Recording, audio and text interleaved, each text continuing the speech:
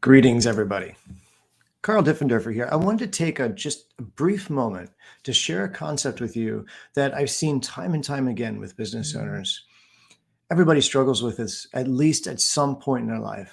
And that is, how do we find peace and joy and contentment in the hard work that we do, that we push forward through? Is your workload overwhelming? Do you find yourself asking, what do I do next? Do you not even know where to focus? Are all these things beginning to create this sense of dread and burnout? How do we get to this spot? I'd like to reveal a little bit of that to you today. So my question to you is this: is your stress caused by external influences that you have no control over, or do you manufacture it yourself? Do you have this little manufacturing facility to the side, and you're like, oh yeah, okay, I'm going to do this. But what we don't realize is that every choice that we make, every decision has both a positive and always, I'd like to say always, a negative result. And so oftentimes we're only looking at the positive, and we're not able to see the negative. And that creates the opportunity for us to manufacture our own stress. So what we have to do is we have to look at our lives, and we have to say, we have to take an inventory. What are we doing? What are we committed to? What are the things that are part of our dreaming and our goals of the future? What are we doing to maintain where we're at right now? Do we have things from the past that we need to overcome or deal with? I've realized in my own life that I love to be creative. God's wired me to be creative. But I recently realized that this actually has become, I guess you could say, a prison for me. And why do I say that? Well, I have these ideas. They're brilliant ideas.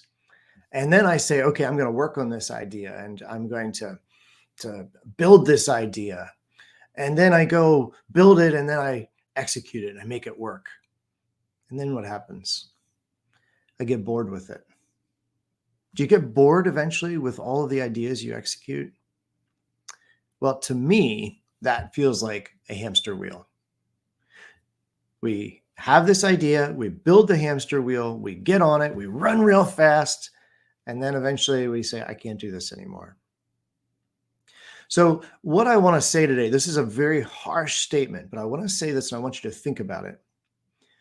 Creativity breeds discontentment if it's not managed. Every business owner, we have to be creative to be successful. But what it does is it just creates another hamster wheel.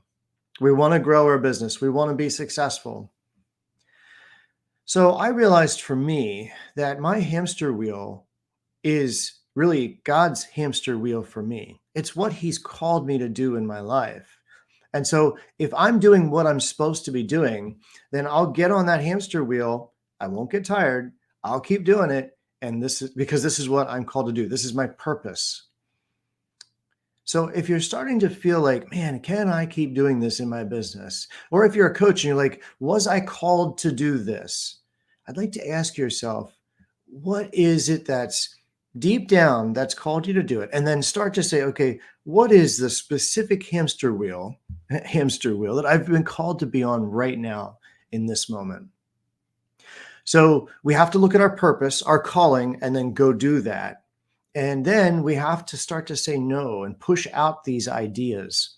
For me, you can see them up here behind me. I have probably 10, 15 journals that I've filled up over the years. And what I found is my journal is my resting place for my ideas. It causes my mind to slow down. I put it on paper. I have to slow down enough to get it from my mind into words and write it down. So it slows me down. And then from there, I just let it sit there. And a couple days later, God will give me another idea. And I'll go back to my journal and I'll add it. And then a couple days later, I'll add to it. And I filled up whole journals just full of ideas. But what I do then is I wait and I ask God to say, okay, Carl, this is what you're supposed to do right now. And I go do it. So one of the things you have to ask yourself, though, in your business, and this is just a different topic, but also very apropos for this conversation. And that is, what gives you life in your business and what takes away that life? If you have too much, if you have 90% of those things that take life and only 10% that give life, you're going to burn out. I guarantee it. And so you have to look at your time, your money, your energy in your business, in your life. You have to commit to going at a slower pace. And all of this creates space for peace, joy, and contentedness in your life so that you can move forward into where God's called you to be at His pace, not at your pace. If you find yourself being stuck in your life, in your business, and you're like, maybe you're a coach and you're just like, I'm stuck. Where do I go?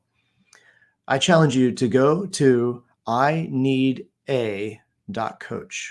ineeda.coach. Schedule a 15-minute rapid fire coaching session with me. Test me out. See how good of a coach I actually am. I'd love to sit down with you. And here's what I want to do in that. I want to inspire you, give you life, give you action plans, and give you the clarity over where you need to go next.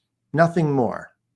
And if you show up, if you're willing to do that, I'm happy to help you because that's moving the kingdom forward. Go to ineeda.coach. If you'd like to take just 15 minutes to work on something in your life that's just not working, something in your business that's just causing you dread, whatever it is, look forward to meeting with you, and I will talk to you very soon.